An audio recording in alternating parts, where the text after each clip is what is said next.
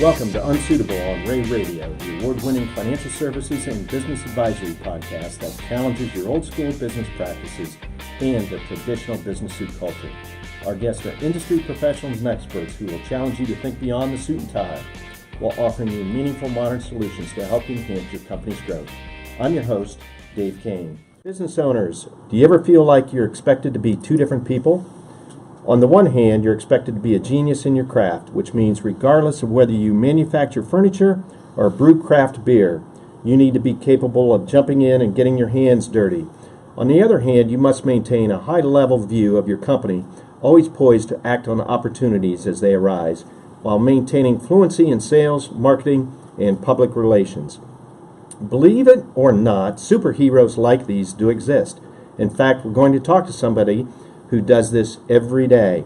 Mark Hoops, a principal in Rea's Lima, Ohio office, is a skilled business developer with nearly 40 years' experience in the accounting and consulting industry. Today, Mark's going to talk about the benefits of becoming a people person, how to identify the right opportunities, and how to nurture relationships over a long period of time. Welcome to Unsuitable, Mark. Thank you, Dave. How does it feel to be referred to as a superhero? That's the first time anyone's called me that. Do you have a favorite superhero as you were growing up? I'm trying to think who that might be. How about the Lone Ranger? The Lone Ranger. I think the Lone Ranger was mine. Don't know why. What was the Lone Ranger's horse? What was the name of his horse? Well, Tonto was the right-hand man. What was the horse's name? Was it Silver? Silver. Okay. Hi-ho, Silver. All right. Now you're in. All right. Now you go. Well, you know, today's topic is very pertinent. We have a lot of requests for conversations on business developers and business development, and that's why we ask you to be a first-time guest. So welcome aboard. Thank you. You know, as we both know, as we go out in the community and talk to our clients and talk to others in our industry, we found that three areas are coming up as key areas for business owners. One is health insurance. The second is maybe finding talent for the organization, and the third is the overall growth and economic health of the business. So that's what we're going to focus on today, is the growth of business through business development skills. Okay. So one of the things that, as we talked before we went on air, relationships are important, both internal and external.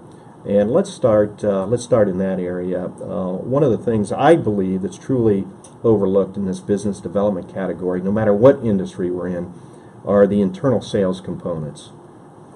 Well, as I think about that, I look at the associates that these companies work with, their inside team. I think if you can get the team buy-in on any project, whether you're manufacturing a widget, selling a service, if you communicate with your team, you get them on board, you tell them what the goals are going to be, they'll embrace that idea.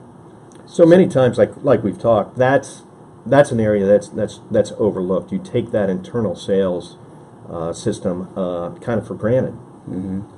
So I would think whether it be in a structured team meeting or one-on-one with a key associate, you always reinforce what the goal and the strategy of the company might be.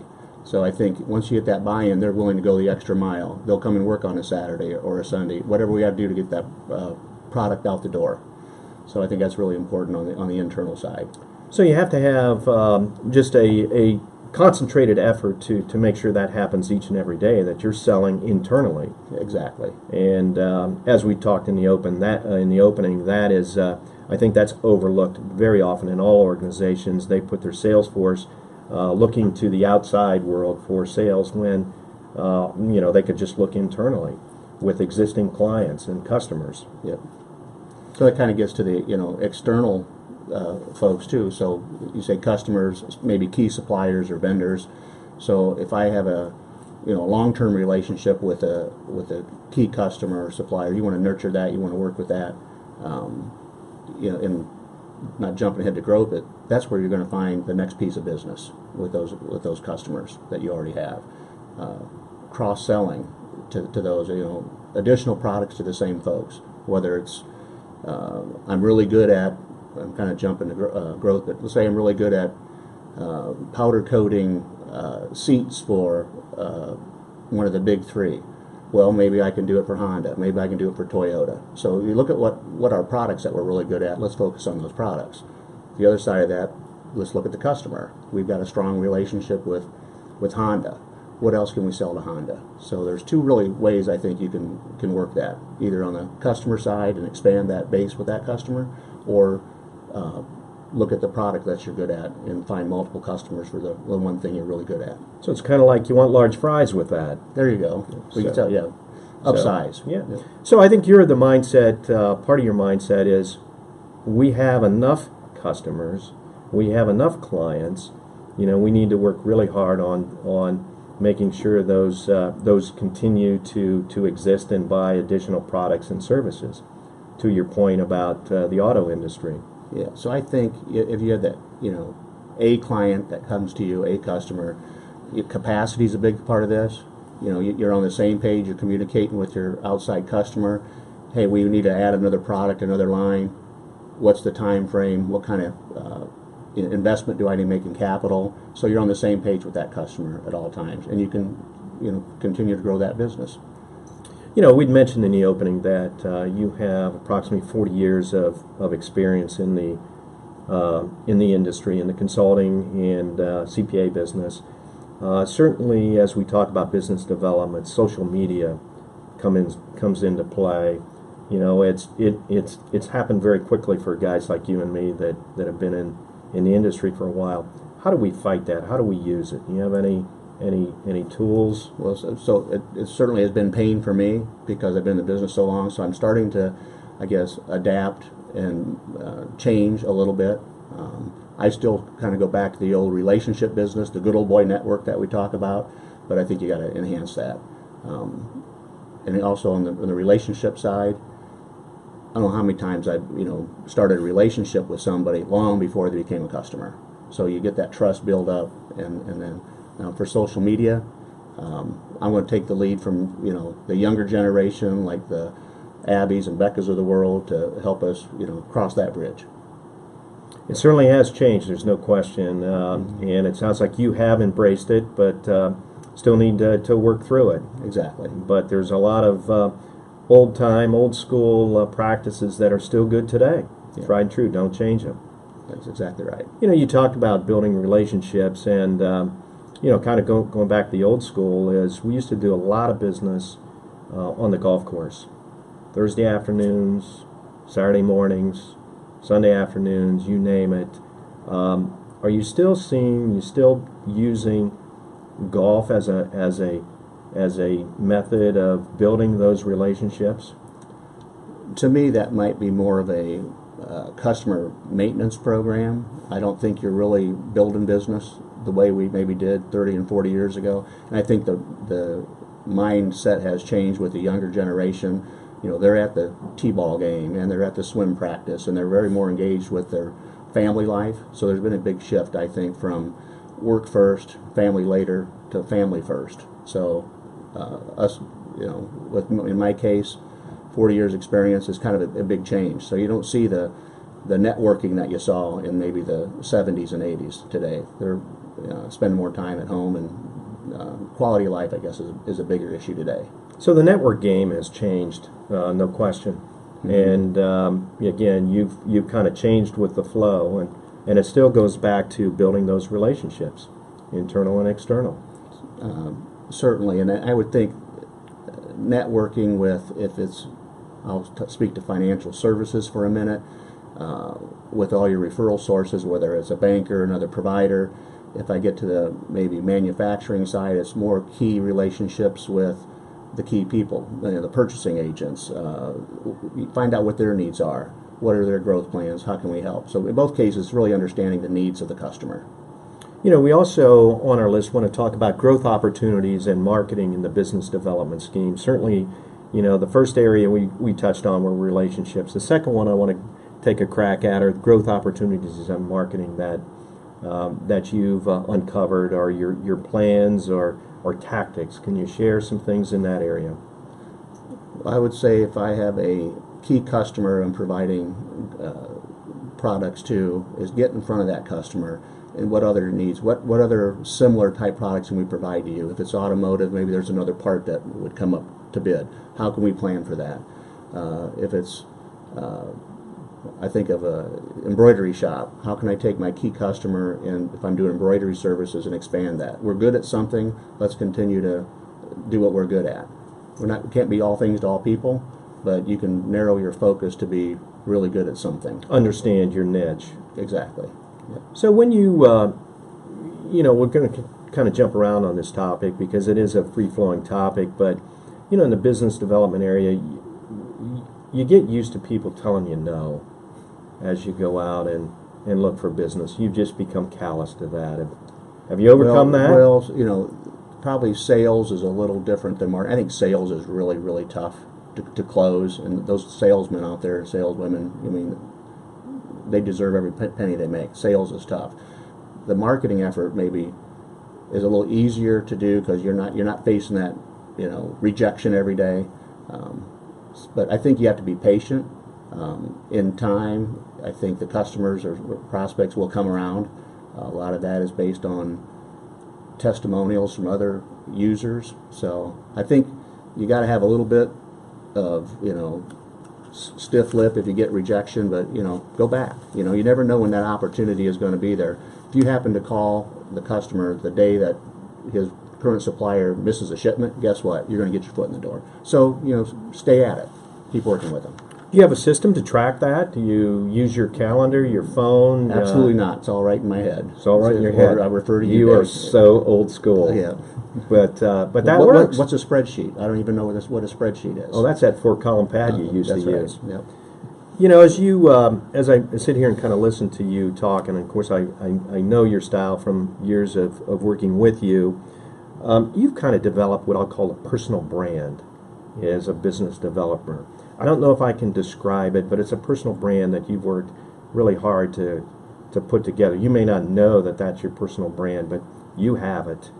Does that come to mind as we talk through that? Have you? Well, I don't think it not forefront to my mind, but I do know it helps to have that elevator commercial that you always have something to say to somebody. In my case, my whole life is find out what the customer's needs are, and then I'd like to talk about capacity. The timing is perfect. Your product fits in our line next month perfectly, okay? And or whether it's other kind of services. So I think you find out what their needs are, you sell capacity, you convince them, and you're much more likely to close. And that's your personal brand. I mean, that is the way you've tried to connect with customers and clients. You've worked really hard to make that connection. Exactly. And that doesn't come easy. So someone out there that's just starting, in the industry or hasn't had a great deal of success in business development, growth opportunities in the marketing side, is there any piece of advice you can give them to? I would say try to be as visible as you can. Network when you can. Whether it's professional groups, the young professionals at the local Chamber of Commerce, wherever you can surround yourself with peers, and they're going to be your customers of the future. So I think you got to get involved every time that you can. And you use the word patience as well in there. I think you do have to be patient because it's hard to hit a home run in any business, no matter what you're doing. And so the sales process is a little longer, and maybe it has been in the past. Yeah. And I think keep the door open and don't burn a bridge.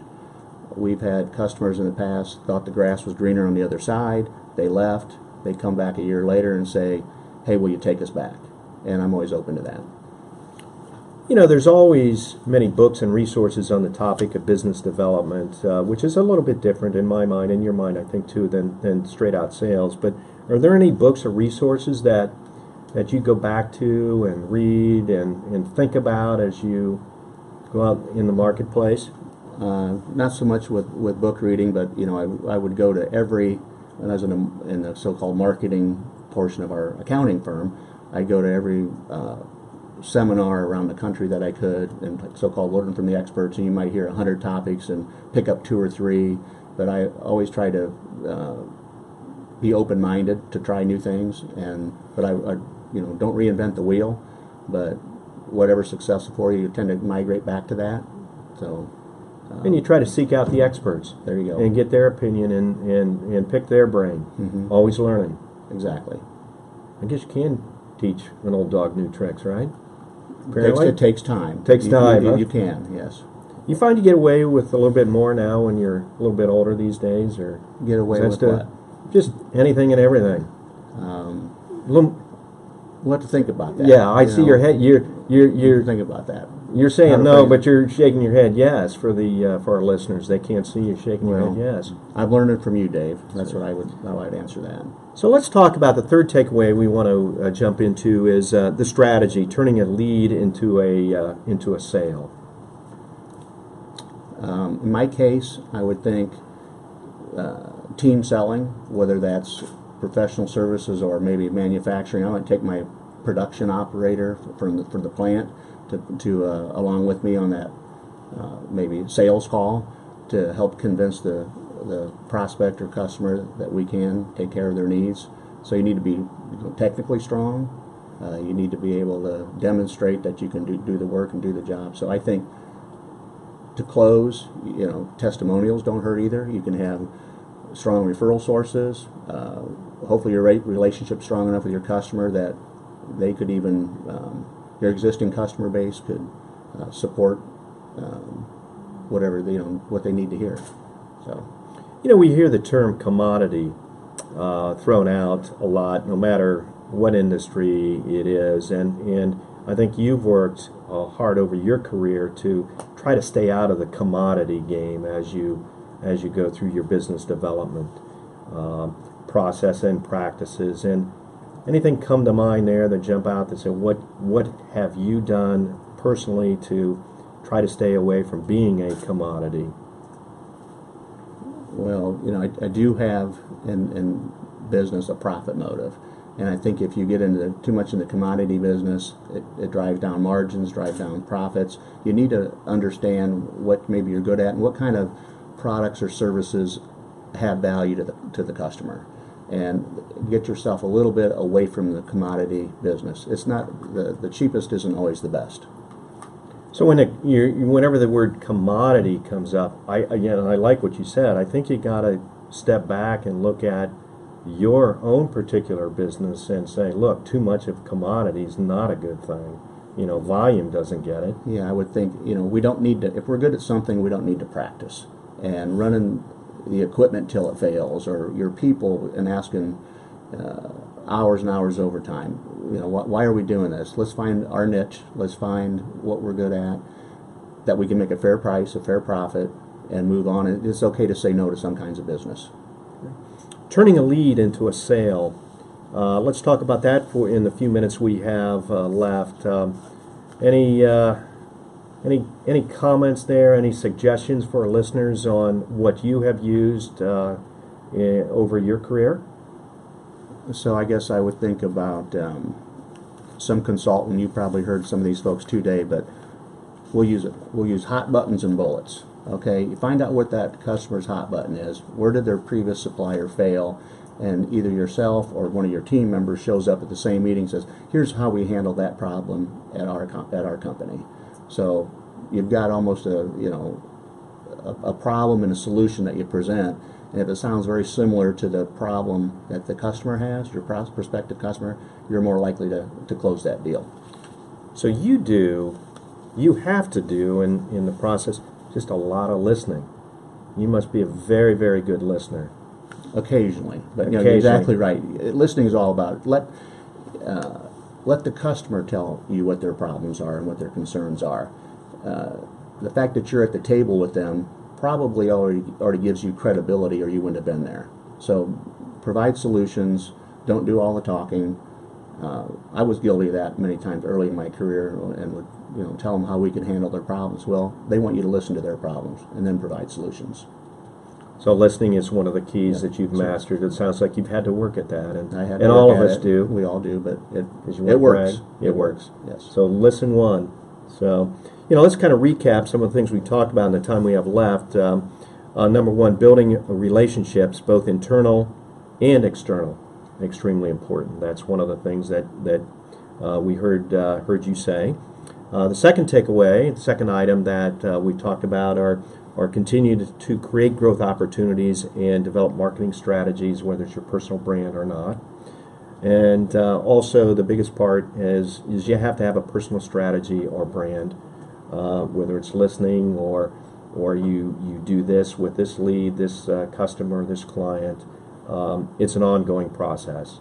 Certainly ongoing, and I think the strategy piece is have a roadmap that maybe can help you achieve success, and have everyone understand the parts of that roadmap, work it, and see it through. Follow through whenever you can. If you say you're going to do something, do it. And listen like the Dickens, and embrace social media, because it's not going away. We'll work on the social media part. We'll work on that. Yeah. But I do think we do need to shout out at the Rea marketing team in their social media strategies and game plan. I think they do a wonderful job of helping us that don't understand it get to there. So maybe we might have to have them on for podcast one of the times. We should have them talk a little bit and train us old dogs. Our guest today is Mark Hoops, principal with Rea & Associates in their Lima, Ohio office. Thanks again for joining us on Unsuitable today, Mark.